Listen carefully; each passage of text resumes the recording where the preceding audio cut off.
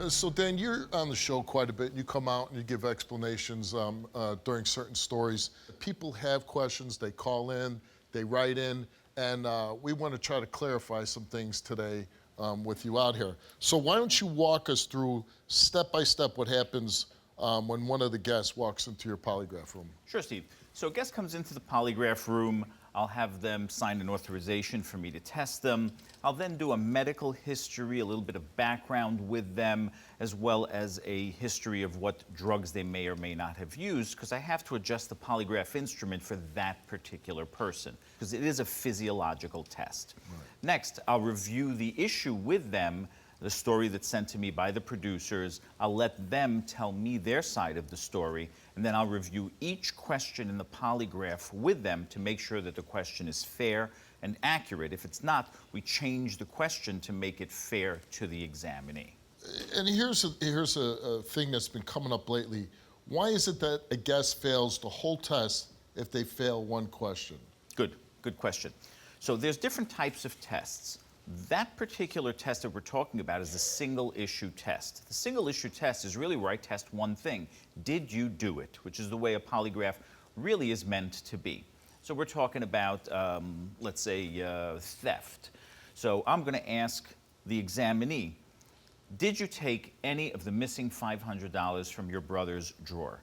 Regarding that missing $500, did you take any of it from your brother's drawer? So it's really the same question. I just ask it several different ways because I'm getting samples of the same question. So if you fail that, you're actually failing the test, because what's the test about, Steve? Stealing money. Okay, great. Do you give a single guest more than one test? Yeah, I do, Steve. In polygraph standards, we always have to give more than one test to make sure that the result is repeatable. Like doing your math homework, you want to make sure that you get the same result to know that you're correct. So we'll always test a minimum of twice, sometimes 3, sometimes 5 times, to make sure that we're getting the accurate readings and that they are consistent. And how do you score the test? Sure. So polygraph scoring, and a lot of people think it's just, yeah, he passed the polygraph, or oh, he failed. Right. It's actually a mathematical calculation. I will measure the reactions or lack of reactions on the examinee's tracings, on the charts, and then I assign numeric values to them, and we have cut scores, which means you have to be this. It's usually more than +4 and -4, right? Right. Some tests are +1, -3. Some are +3, -3, some are +6, -6. Depends on the test. Right. So you've got to be +4 or higher in that test to pass, or -4 or lower. And if they're in that range, then it's usually inconclusive. Right. If you're in between, it's inconclusive because we haven't hit the threshold, so it's not fair as a polygraph examiner for me to call you deceptive or truthful. So it's actually a safeguard for the examinee against being falsely accused or falsely cleared. Now, there's a lot of debate about lie detector tests, and the question most people ask me when it comes to the lie detector test, how accurate are these tests? Sure. So polygraphs, Steve, have been around since 1920. The first polygraph was administered at Berkeley, California Police Department in 1920. And as you know, being former law enforcement, they're used by every law enforcement agency in the civilized world, intelligence and military. It's a medical test. It's not hocus pocus. It's 3 medical instruments that measure the physiological changes in your body that take place when you answer truthfully and when you lie. The single issue is the most accurate test. We have tests that are 99.4% accurate, which is way more accurate than most medical tests and certainly more accurate than any jury trial. And some of these lie detector tests are used in court, right? Yeah, they are, Steve. Various courts utilize them, and pretty important thing to understand, they're not used in court a lot at trial. And the reason is not because of reliability, Steve, it's because of your constitutional right. You have a right to a trial by a jury of your peers. That polygraph instrument is not your peer. Right. It's trial by instrumentation. So Clarence Thomas, the United States Supreme Court judge, says the jury is the lie detector.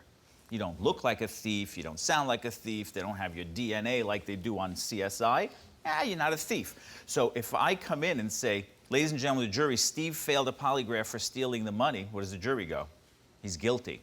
So it actually is a constitutional issue more than reliability. but there is admissibility to the courts, and in 20 states, it is actually admitted at trial.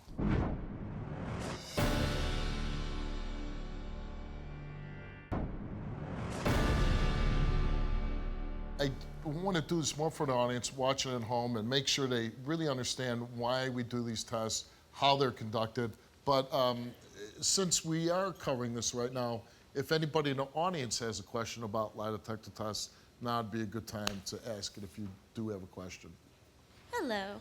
Hi. How much is it more important to look at the face and body reaction other than the math algorithm? Is that just as important or less? Very good question. Very, very good question. Today, polygraph is not just chart analysis, although that's a bulk of it. As I've come up and discussed previously, Steve, people leak deception. So from the time a person comes into the polygraph suite until the time that they leave, I run a credibility assessment test on everything they do, what they say, what they don't say, their body language, their facial expressions, latency and hesitancy, repeating a question, because people do leak deception. Usually before I test a guest, Steve, or any examinee, I know whether they're going to fail this polygraph test or not. Mike McDermott has a question. Hi, Steve. Love the show. Dan, my question is, every time we have, you always hear about people who try to defeat the test through manual means, putting a tack in their shoe, whatever you could think of, biting your tongue, whatever they hear from YouTube. Does that register also in the brain? That you're biting, you're hurting yourself, you're creating diversion manually? Good question. So what happens is the internet is full of information. It's also full of misinformation. If you Google on the internet polygraphs, first thing pops up is how to beat a polygraph. Well, it's like trying to beat a blood test. It's a physiological test, and you cannot control what I test. I test what part of your brain you use. So when you tell the truth, you use your memory. Your brain doesn't work very hard. When you lie, you use your imagination, and your brain works much harder. So, as Mike said, people try to do things and influence the polygraph charts. Causing pain causes a reaction. Biting your tongue causes a reaction. What you want to have in a polygraph is no reaction. So it's really counterproductive. Plus, I also see that there are irregular movements to the pens on the graphs, and I know from doing approximately 12,000 polygraph tests in my career that what you're doing is not natural. There's only one reason to try to beat a polygraph. You're lying, exactly. So none of it works. With the lie detector test, with all these children that are being injured, physically abused and whatnot, do y'all use them on the children? We don't use them on children under the age of, some examiners do 12, some do 14. Because the thought is, and I agree with it, is that you don't want to re-victimize the child by saying, I don't believe you. So what we do is we test the person who's being accused, the perpetrator. And it's always better to do that, because I do get a lot of calls in my private business of, will you test my child? She's saying that I've been molested, that I've been accused. I said, no. I said, I'm going to test the perpetrator. Well, he won't take one. I go, there's your answer. Yeah.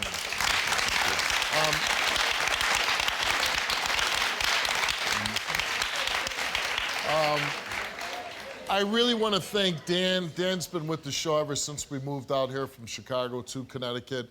Dan's been just a huge part of the show. Thanks, Steve.